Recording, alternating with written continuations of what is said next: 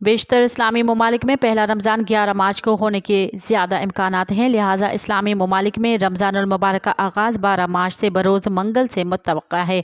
عالمی خبر رساں ادارے کے مطابق اسلامی ممالک میں 10 مارچ کو رمضان المبارک کا چاند دیکھنے کے لیے اجلاس ہوں گے اور شہادتیں جمع کی جائیں گی، لیکن کیا اس دن چاند نظر آ جائے گا اور پہلا رمضان 11 مارچ کو ہوگا؟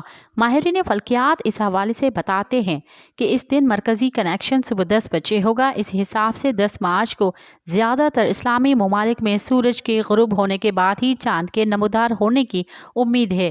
ابن طارق، ووتھر نگہم، ماؤنڈر پروین اور الیاس جیسے مشہور ماہرین فلکیات اس بات پر متفق ہیں کہ 10 مارچ پورے عرب اور اسلامی دنیا میں چاند کو آنکھ یا دوربین سے نہیں دیکھا جا سکتا۔ مزید خبرن ऐं तफ़सीलात लाइ विज़िट कयो असांजी वेबसाइट www.awamiNewsHD.com ऐं ॾिसंदा रहो अवामी न्यूज़ HD।